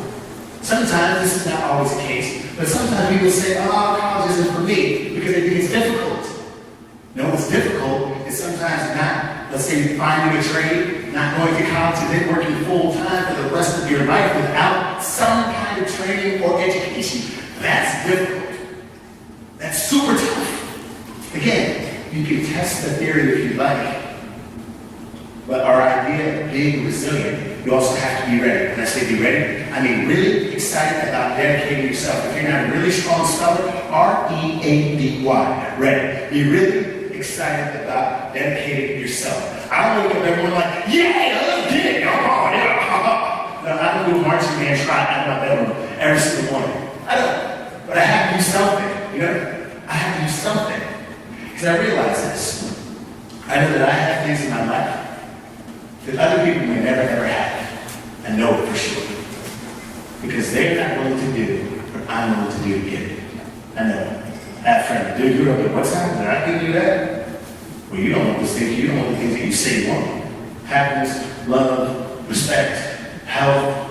You don't want the things you say you want. But the kicker is, I know there are things in my life that I don't have, that other people have. Because I'm not willing to do what it takes to get them. There are things that other people do, my colleagues and other people I know that are doing some things that I'm not doing right now. And that's even saying that I want certain things. I'm good right now. I know that. Have to be resilient. Even in relationships, please practice resiliency in your relationships. You are going to be in a battle. Even if everything is great, you have not had a crazy hit yet, or crazy hurt, whatever it is, it could get bad at some point. You have to still be resilient. Sometimes you find yourself in arguments, you have no idea what the argument is about. Raise your hand if you've ever been in an argument and had no idea what the argument was about. Keep your hand raised and stay in the argument because it felt good. You're like, I don't know what this is about. Say something about that. I think I can win this. Like, I have no idea what the argument was about. Ever end up in an argument you didn't even have? I mean, I'm telling you, maybe a couple times. Like, most of the time, it probably happens to guys that you all aren't married yet, but if you dated at all, fellas, you end up with some things you did not ask for at all. Sometimes, ladies, my wife's not here, so I can say what I want. All right? Sometimes, don't tell her, okay? I'm for real, though. Some things, they set you up, but they say a statement and then follow it up with a hard question. But the statement had nothing to do with you. So you want to had done a statement, hard question. For example, getting dressed. My God, I look so fat in this. We're over here minding our own business. Oh, well, you can't say anything then? You don't look fat. You're such a liar. I hate. Whoa. You had nothing to do with that. Nothing at all. Minding your own business. Statement followed up with a hard question. My gosh, you look so terrible. Oh, you can't say anything. You can't say I look great. You look great. You're lying. You didn't look at me yet. Oh, yeah, now I'm looking. I'm telling you, it's how it happens all the time. Worst argument I've ever made in my life? Have no milk. Drinking milk. I can't mess up milk, can I? Apparently I can. You wanna know why, fellas? I'm gonna tell you. People even ask me. This will help you in life. I had no idea that like 50 different kinds of milk existed on planet Earth. I had no idea. Relationships go to the next level. I was like, college, what I'm talking about. Baby, nothing. I got you, bam. I got no walk, bam. I got to the store, I was like, oh my God. We got 2% skim milk, homemade, actual cow in the back. I hate my life. FML. I grabbed the whole milk, my fellas, because it's good with cookies. That's why I did it. I mean, we're smart, we're simple creatures. That's how we think. All right, I got back to my baby. I'm like, here's the milk. She's like, what is this? Sweetie, it's milk. She's like, you know, I only drink 2%. Let me tell you this. I had no idea 2% would rock my world to this day. We argued about things that happened when I was 2 years old, when she was 5 years old, when she was 13. She was crazy. I knew she thought she was crazy, but I could be like, girl, you crazy. It was a crazy situation, the whole thing. I don't know if y'all have ever been in an argument and you feel like you survived the argument. You ever feel like that? Like you survived the argument, everything's cool. But then your mate finds a very passive, aggressive way of letting you know that things are not alright. Happened to me. The next time I went to her place, she was playing me a song a lot like this. Go ahead. According to you, I'm so bad, I'm useless, I can't do anything right. According to you, I'm difficult as a please, forever changing my mind. I'm a mess, you're a mess, and you're on the side, even when you say no. According to you, according to you.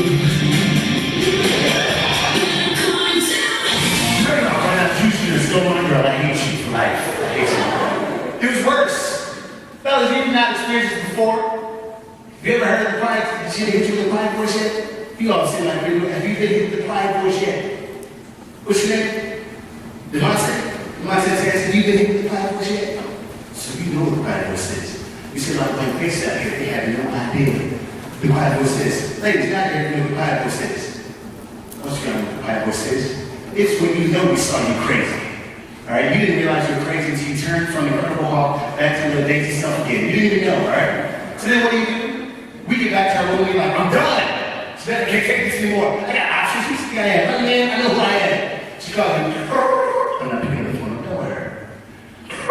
I'm going out with my boys and we kicking it. Bros before you know what the rest is. Hello, what? Baby. Don't baby me. No, honestly. First off, every now and then, and then we had finals this past week. It's been crazy. My girl's been trouble, so sorry. Just come over one more time. What do we do? We do the dummy, don't we? All right, come on. We can't even walk there.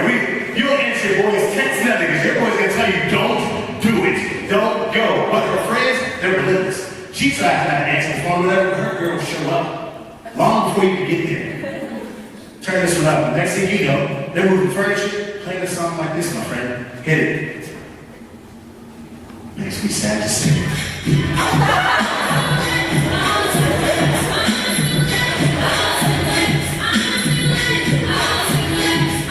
Come on, say it.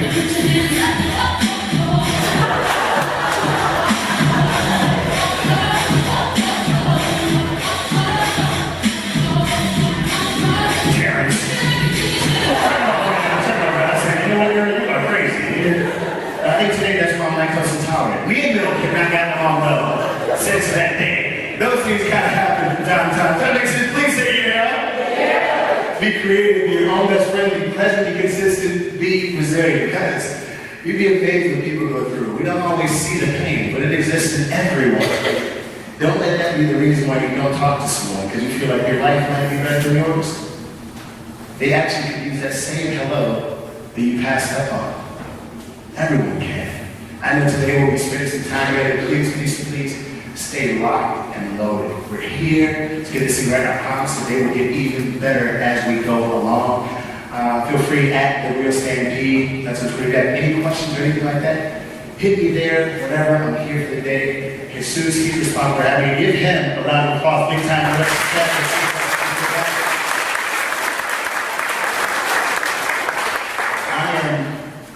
married, aside from my wife, I'm married to this. I'm completely obsessed with seeing the success of others. Completely. It makes my heart smile. It truly, truly does. I think being here today just goes, hey, everyone's not going to do what it takes to be successful, but we will. All right? Thank you so very much. I'll see you later. We care before we have to care. So in terms of this thing, that's a great phrase. Fade is black. I didn't know what happened, why. And most of the time you don't care at all. You just mad for that called you back. That message you back. You don't really know what's going on in life. Two major facts I left out about these things. One of these friends I had, they were of Middle Eastern descent. And number two is this internship was in the summer of 2001. Whoa, did I say that? Sounds like a long time ago. Because it was. All right. Now, what was that? What was the summer of 2001? It was before when? Before the 9/11. I don't know you all, but actually I remember exactly where I was when I was doing it all happened. In fact, I had friends, but it still didn't dawn on me while I was hearing from my friends. Now, obviously, summertime came and went, September, October, November, February, my phone rings, I recognize it was like, hey, where have you all been? Well, Stan, don't you know what's going on in the world right now? I'm like, of course, well, Stan, what would be any different than your other patriotic American friends beating us up on our way to class, or harassing us, or whatever it is? Many of us, we moved back to our countries, or we moved to California, because while things were intense all over this country, things weren't nearly as intense in California as they were in New York or Washington, D.C.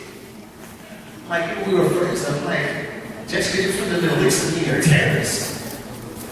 I don't know if you've ever said something in your head that sounded profound, like music and harps were supposed to play when you said it. Like, that's the same reason why you give the best advice, can't take any of it. Like, you can solve your best friend's problem in 2 minutes, you can solve yours in 2 years. I said that and I thought that it was fantastic. Got on the phone, and to this day, we've never spoken again. Anything. Matter of fact, if I saw them today, I probably wouldn't recognize them.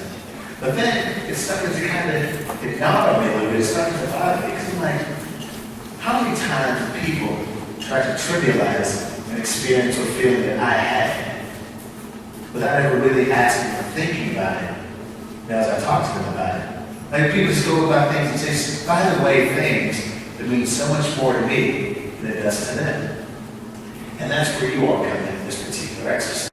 There's this first round of things. Just because I am doesn't mean what you think, but never say. That's really prescribed for you all. If you have one, I want you to raise your hand, because I know that someone's going to say, they took mine. I'm going to give you all a quick example, and then we're going to go from there. Now, we'll tell you this is something that you will warm into. It's going to feel a little bit at first, but as soon as you catch the hang of it, piece of cake. Everyone ready to say yeah? Yeah. Okay. So, yeah. Now we're together. I guess we're all awake now. Nice. So you could say, just because I'm female doesn't mean I'm inferior. All right, that could be hers. Is that a pretty good example? Pretty good example. Cool. Everyone like this? Yeah. Cool. This is actually very nice. So you can say, just because I'm a female doesn't mean I'm inferior. All right. Now here's the thing. This first round, I want it to pertain anything having to do with you. Anything having to do with you. Now, if you have the fact that you're said it all, that's awesome. I mean, you didn't cheat. Right? But I do know that they exist. In that book, there are about roughly 150 of them. So they're there. And I've collected over thousands of them over this time through this program. So anyone have what they want to start with? Yes, Adrian. Just because I'm Hispanic doesn't mean I'm Hispanic. Good. All right, Adrian. Here's the thing. If no one raises their hand, 5, 4, 3, 2, 1, you are going to point to someone on that side of the room that you do not know. Here we go. 5, 4, 3, 2, 1. Yes. I'm Hispanic, doesn't mean I'm gonna get pregnant. Just because I'm a Hispanic female doesn't mean I'm going to get pregnant at a young age.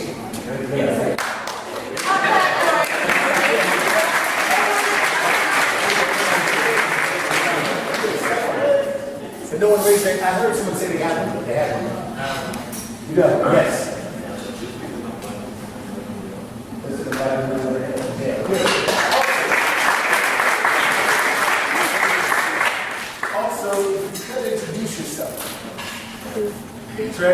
Stephanie. Cool. Adrian.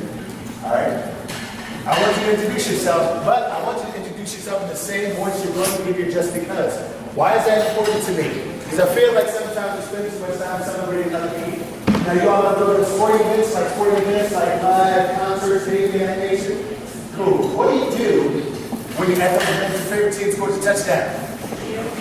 You lose your mind, don't you? Hey, person, I've never met my life. I love you, I love you, I love you. Yeah! And then I'd be like, what's your name? What's your name? Right, what? You kidding me? We gotta celebrate strangers more than we're gonna celebrate ourselves. That's a crock of crap. And today we should probably stop that, right? I feel like people will even learn more about you just by how you introduce yourself to them. People like me do. I introduce almost everything. I try to be fairly perfect. I think people pay attention. They look for signs, good or bad. And the rest will dictate the rest of the relationship or different. So, when people want to know you, I want to know you. So, if you're going to be ashamed of anything on planet Earth, do not be ashamed of your name. Do not. And if someone has a problem pronouncing your name, help them out. Help them out till they get it right. Don't just give yourself some nickname that doesn't make sense at all. You know, they were like, Lauren, Katie. Like, what? I've never seen it before. No, it's my name. It's my name. It's what people call it. It's your name. Hold on to that. All right, it means something. If you did not know that, it means something. It means something. Cool. All right, who's next? Cool, yes. My name is Stephanie, and just because my last name is Lopez doesn't mean I'm related to George Lopez.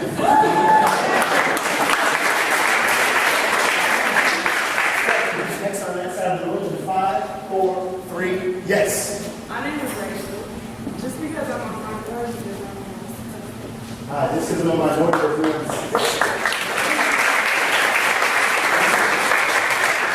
Who's next over here? 5, 4, Morgan. Good. Next in 5, 4, 3, 2, 1.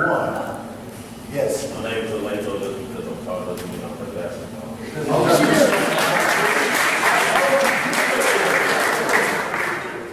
All right, Leto, you said? Yeah, Leto. Leto, okay. See?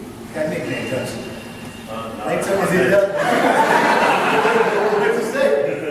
That's my name. Leto is? Yeah. I thought I heard that Leto. I didn't hear that. Oh, it's Leto. Leto. See? You just like, Leto. How many times I say stand, it never sounds sexy. All right,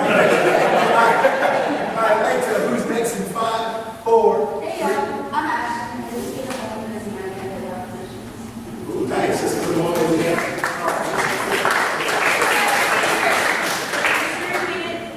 One more time. Just because I'm a woman doesn't mean I can't play power positions. Okay? Good. Now it's important. All of these need to be heard. Think about that. Some of your peers are saying things that you want to say. Now, whenever I'm asking people, because you'll see me, hey, give me an example or tell me what you think. It is not just for my entertainment. It is so that you can gift me. I want you to gift me and everyone else with an answer, with something that someone else may be thinking but afraid to say. Like sometimes you can be someone else's voice. Some people in this room feel like complete aliens. They feel like they're the only one that feels weird about whatever it is. But they feel like maybe because they're a woman that they can't play a power position. But they just heard a woman say otherwise, giving voice and strength to that. So it can't be lip service. So I'm going to ask you to get the shyest person in the room that has a gift to give. They do. That's what I'm asking you to do.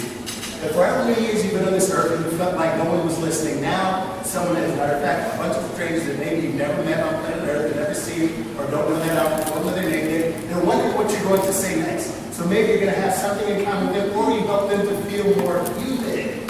Because many of us feel inhuman so many times. Many of us feel invincible too. I feel like just because you see me doesn't mean I don't feel invisible. Some of us walk around every single day feeling invisible, like no one sees you.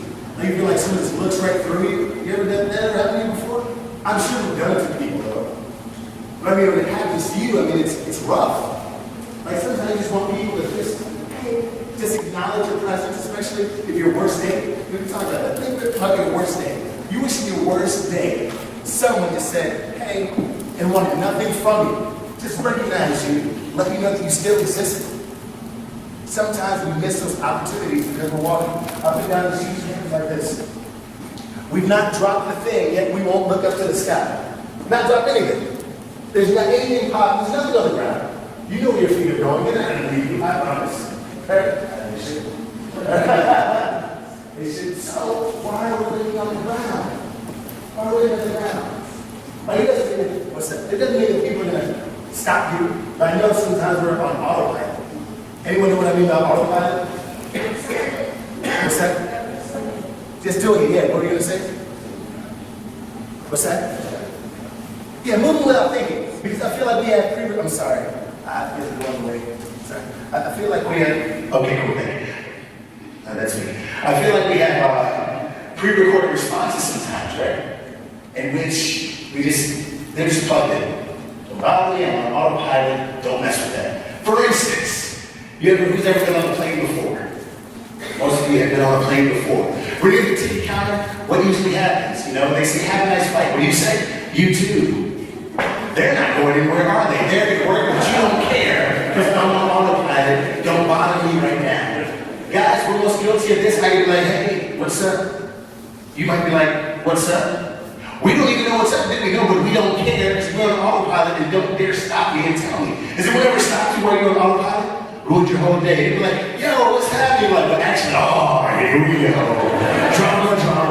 Like, you hear that crap, right? That's what I'm afraid of. Like, that's why when we say that, we don't really want to know. What's up? Like, you walk into guys and you don't even stop you. I think it happens. But again, autopilot. And this will take you off of autopilot. One more before we go to our next round, and it will get more difficult. Who's got one more? Yes. Oh, yeah, 2, 3. Not good. Yes. Okay, good. Hi, my name's Ashley. Just because I'm a black woman doesn't mean I have a lot of attitude and loud. Good. We all get that. Jasmine.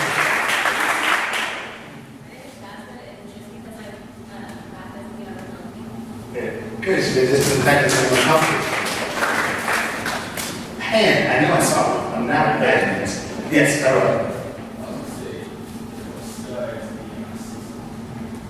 Wait, this is your what? This is your star? Oh, this is your stud. Oh, this is your stud muffin. I'm sorry. Wait, Terrence gave me so loud like that.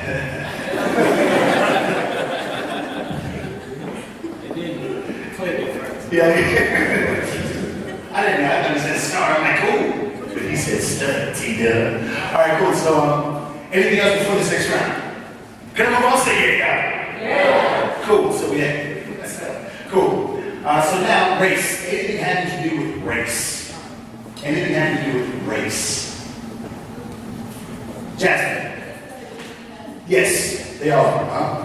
Just because I'm black does not mean I like fried chicken.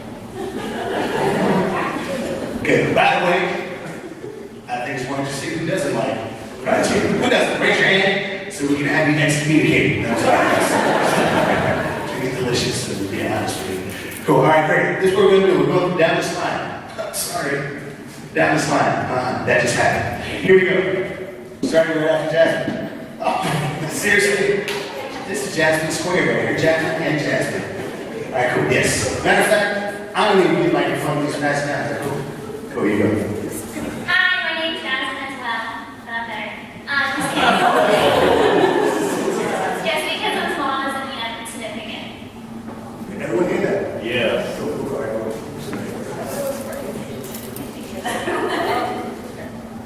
It's right.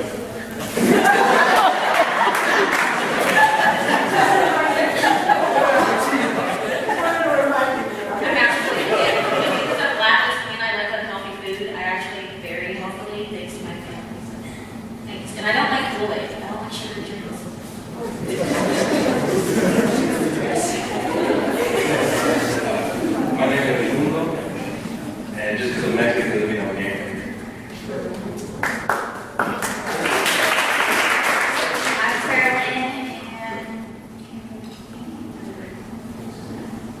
just because I'm white doesn't mean that I'm uncaring.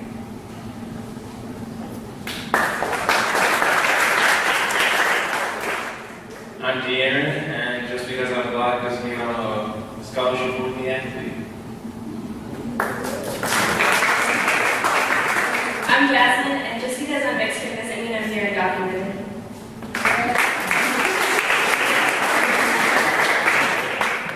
My name is Jennifer, and just because I'm Mexican doesn't mean that everybody that's Mexican speaks Spanish.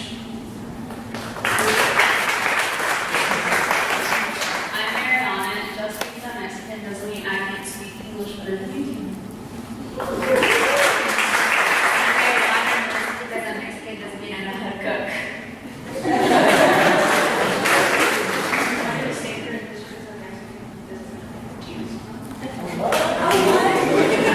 She said this because she's Mexican doesn't mean she likes tortillas.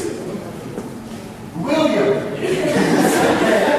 My name is William, and just because I'm white doesn't mean I don't have full liberty.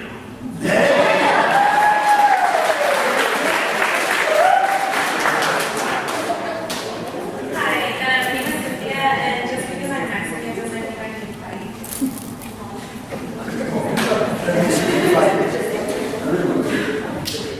Now, some people think about it. Some things sound so elementary, right? Why would you say that? Because it's 2013, and some of these things still exist. I think stereotypes, I don't think they're going anywhere. Think about it, it's 2013, I'm still meeting people, this is not a joke. I'm still meeting people, it's their first time ever meeting a black man. How do I know that? Because they say, hey, Sam, you're the first black person I've met. Like, pretty much that's how I go. And people are real than that. So 2013, so it seems so elementary, but people talking about things that they have never got a chance to say. Some of y'all can't get, let's say, attention of your peers. Some of us can't even get the attention of the people in our house. Think about that. When's the last time we had the undivided attention of everyone in your home? Because most of the time we don't even eat dinner together anymore. And if we are eating dinner together, we probably have our iPods on, music playing, something like that, TV's on. So we're not even focused on each other. So when's the last time someone's actually paying attention to you enough to say something and listen to something that matters? Kind of like if you're not involved in a program like this, like think about your friends who are not involved in something like this. When was the last time someone asked them what they wanted to be when they grew up? If you ask them this weekend, it'll probably be the first time since like 6th grade, 4th grade, something like that. That's the last time that, think about it. If you're not involved in something like this, when was the last time someone outside of this kind of program asked you what you wanted to be when you grew up? It doesn't often happen. Conversations often offer themselves that, right? Like, yes, I would like, no.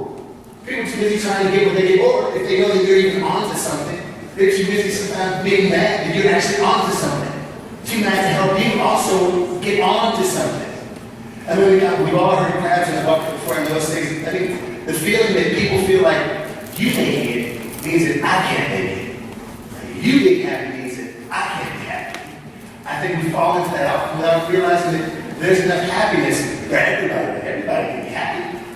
And the idea that these exact same things happen in each and every person. Like, I feel like every culture has some kind of insecurity. And as I said before, I think stereotypes, they exist for a reason.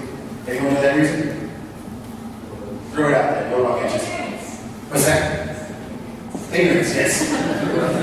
What's that? Psychology, yes. Assumptions, yes. To make our life easier to understand the culture of other people. Right. And also, because we're taught to judge at very young age. Indeed.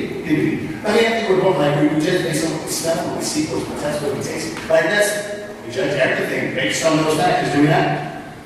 I mean, immediately, soon. Matter of fact, maybe also, I tried to speak to some of you all. I was like, hey, you were like, stranger danger, like, what? Seriously? I have on a vest. What is it? What is scary about a vest and a damn handkerchief? Nothing at all. Ask me a question, I might know. You know what I mean? I'm not scared about what I have going on with me. But we immediately just let someone walk through the room immediately, like whatever. Like, I think that our mental Rolodex immediately. Like, we're thinking about all these things we may or may not know about someone. But the problem is, I feel like we don't gather our own intel. This is what we're doing there now. We're gathering our own intel. I think that, as I mentioned social media before, I love gathering my own intel. I ask questions sometimes. Now, there's some questions most people would never ever know me. But I do find myself asking more questions because I want people to also know about me. I want people to ask about me. but we have to gather on intel. We use social media and television too much. I mean, there are actual television stations, you know this, that are geared to each and every one of us. That are geared to make us feel a certain way. It's all paid advertising. Maybe are geared to make us feel a certain way. Sometimes about certain people, sometimes about certain situations. Like that is why sometimes television exists. That's good and bad. The bad part is when all you do is use one television station to know about me. If we don't gather our intel, we can find ourselves watching one TV station, listening to one radio station, watching some movie, getting on Twitter or Facebook, watching all those things and never gather on your own intel, and all those are great. But all those are also things that can make me hate you and not even know you. Sometimes we walk around, we have hate, dislike, and we don't even know you. Have you ever not liked someone who didn't even know them? I'm the only one, I'm being honest right now, right? Like this was you, you're like, who does she think she is? Carrying a purse. Who even carries a purse? Most women and some guys, you know, it's 2013, I don't know. So I'm saying, but we do these things. They happen. Sometimes, but I feel like what's important is what you do once you realize that bad moment has captured you. Like you had that checkup from the neck. Really quick, everyone say checkup from the neck up. Right, you had that checkup from the neck up. Like you realize, whoa, like you ever said something super inappropriate and you call yourself like, oh, yikes. That was bad. Again, I'm the only one? All the chucklers are also guilty. Okay, just making sure. You know what I mean? Because sometimes you catch yourself. That's our sixth sense. Like you realize when something is bad. Oh, we realize it. We know this. But what do you do with that information? What do you do? Again, you continue to be the yes person, kind of lets everything just ride. Believe Malcolm X said it years ago, said if you don't stand for something, you'll fall for everything. If you don't stand for something, you'll fall for everything. It doesn't always happen, but honestly, I feel like sometimes there's those, where the clouds and everything perfectly, like the universe perfectly aligns itself with an opportunity to make change in someone's life. I think that happens. For everyone. I mean, from when we're itty-bitty up to there's those times that happen, and it seems like everything slows down, and it gives you a chance to do something. Now, what you do with that is completely up to you. Some of us have walked away from those opportunities, myself included, where you had a chance to make a change in someone's life, and you let it ride. Now, I don't know if that bothered you, or you went home and you kind of wanted like, have you ever done it before? Like, I wish I had said something. God, like it kept you up. Well, it's recent thing that happened to me about a year and a half ago. I was in this Vietnamese restaurant, love Vietnamese food, and they would have had fun before. Like some fun. Hey, high five, YouTube, boom. Shout to everybody else in the high five. Cool. I love fun. So anyway, the place like it's over 24 hours. My wife and I, my friend, Fat, he's with me. We're hanging out, we're enjoying ourselves. Then like 11 people come to the restaurant super late. They're young, probably your age. I'm like, cool. I turn around, I check out people now. At 11 people, there are 10 Asian and one black guy. He's like, Stan, why do you know that? I'll be honest with you, I do race inventory. Anybody else? Anybody else? All the black people and women, like, yes, I do that. Awesome. If you don't know what race inventory is, it means we check things out. Before we sit down good, we need to know how many of us are in the room in case something goes down and we need to get out of that. Race inventory. I saw some of y'all creeping in there like, 1, 2, 5. We're good. Race inventory, I think everybody does. So, I do a quick race inventory, I turn back around and enjoy myself. Then I begin to ear hustle. You all know what ear hustling is? It's big nose pretty much, but it's a cool way of saying it. I'm ear hustling the back table with all the other people far. Now I would get to hear things. Now the first thing I heard was, hey brother, why don't you get some fried chicken? Whoa! And then the whole table erupts in laughter. I'm like, what the fuck? What the fuck? Anyway, so some of y'all may laugh later. That's what was funny. Okay, cool. So I'm tripping out. Immediately, I start to turn around. My wife grabs me like, Stan, now is not the time. You were busy. Why did I get my fraction? No, my fraction. What's next movie? I'm going off the line like, fine. Of course, my friend Fat sitting across the table from me because usually my back is never to the door.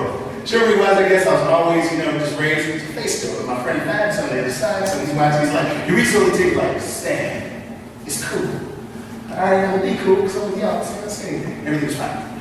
5 minutes passed, like, they were having a good time, they were laughing, joking. Then it's crazy, because it's like, as soon as something was said, the restaurant was quiet. Next thing I heard, man, please, nigga. You almost turned into the Incredible Hulk. Like I was mid-green, I was almost Forest Green. I wasn't quite in, but I was on my way. My wife put the tiger in front. I was like, boy, you better not go nowhere. Let me go, let me go, let me go, let me go. All right, so I'm like, cool, it's no problem, no big deal. The entire time, I never heard this black kid say anything. I never heard him say a word. I just picked up my shoulder and saw him sitting there the entire time. He cracked a smile, looked at me the entire time. All right, cool. Eventually, for a moment, I saw myself. So then it comes time to pay, we're leaving, no problem. Me and my friend family walk into the register. When we walk to the register, my wife walks to the door. And the door is obviously on the other side of the table. It was funny when I turned around, I saw her at the door, and she looked at me like slow motion, like, no! I'm like,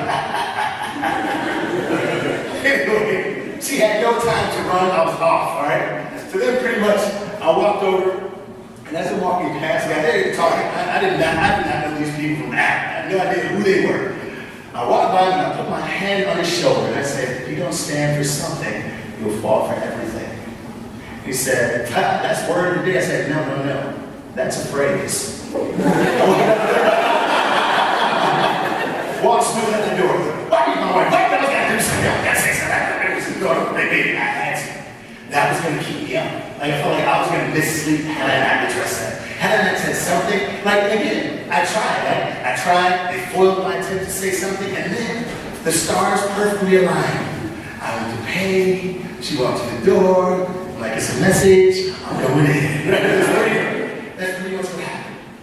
Now, for him, I don't know if at that moment, because he had friends all around and everything, I don't know if he thought about in that moment, what I'm hoping, what I'm praying, what I prayed that night.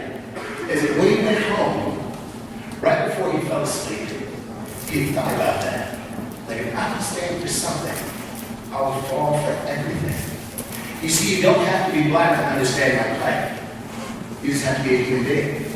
And know that each and every one of us in this room is probably sat somewhere silent, where someone said something that hurt our hearts.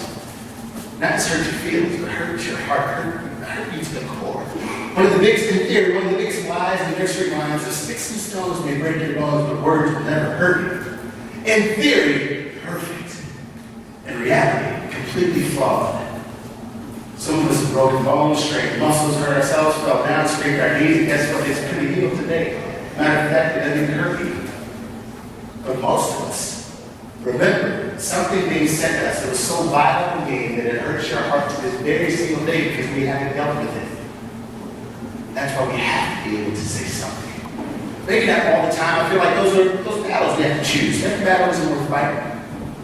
But there's some time when the world slows down and the world asks you to pay attention. Because if you're not standing for you, just like sometimes I'm not standing for me, sometimes I'm standing for my niece Sydney that I was talking about earlier.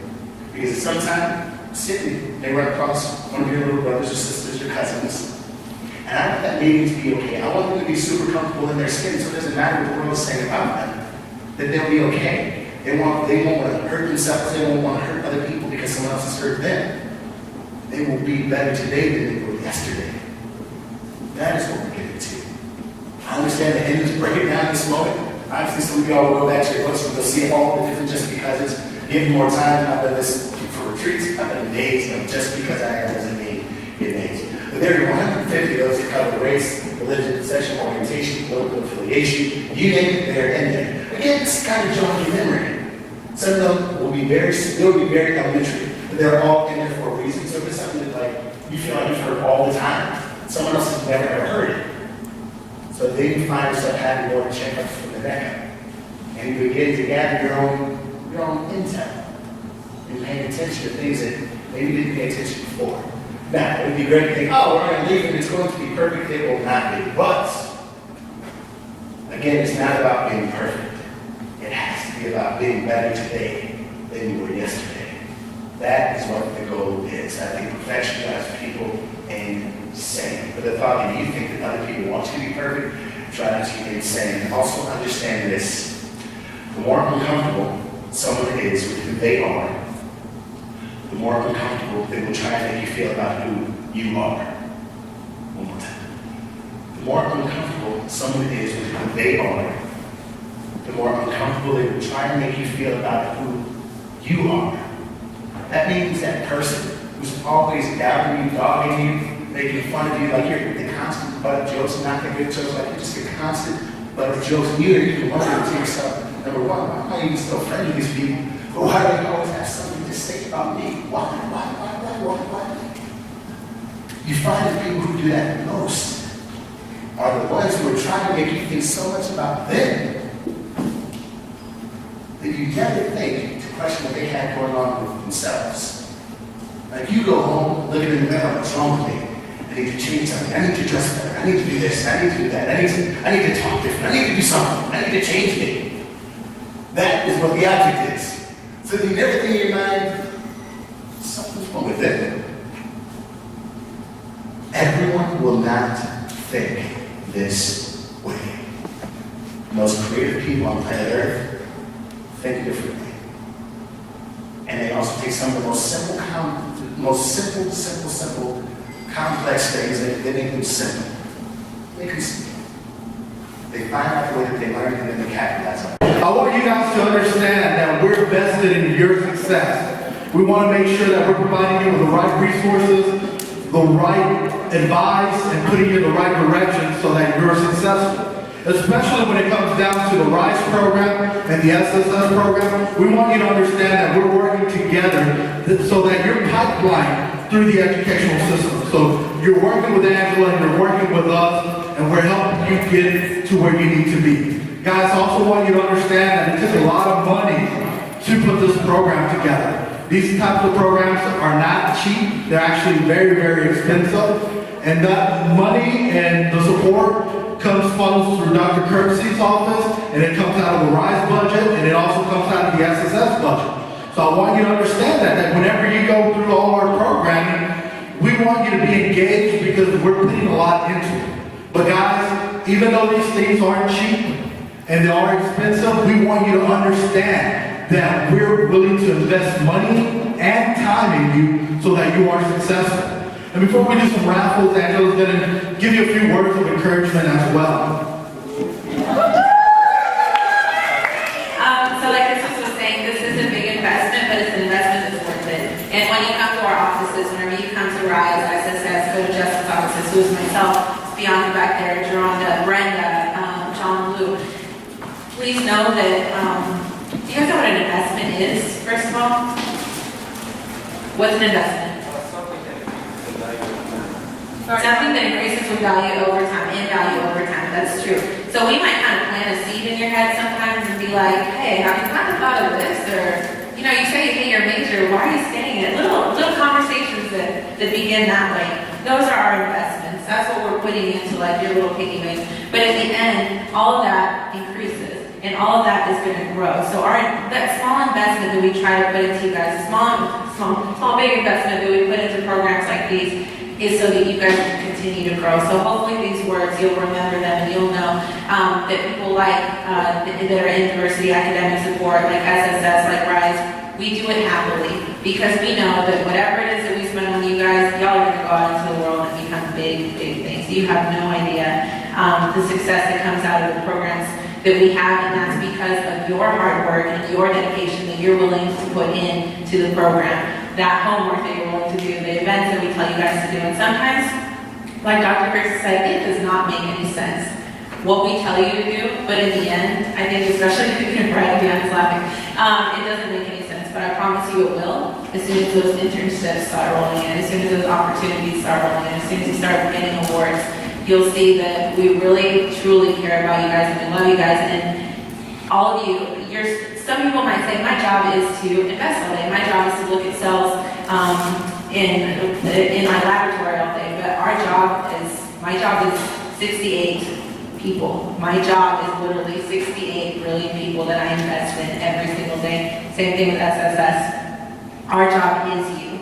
So please know that we are a resource, and we truly, truly care, and we spend our days and evenings thinking about how we can help you guys. So know that we truly, truly care. And something I wanted to say earlier is just because I'm a Latina coordinator does not mean that I don't love my Black kids and my white kids and my Asian kids just as much as I love my Hispanic kids. So please know that.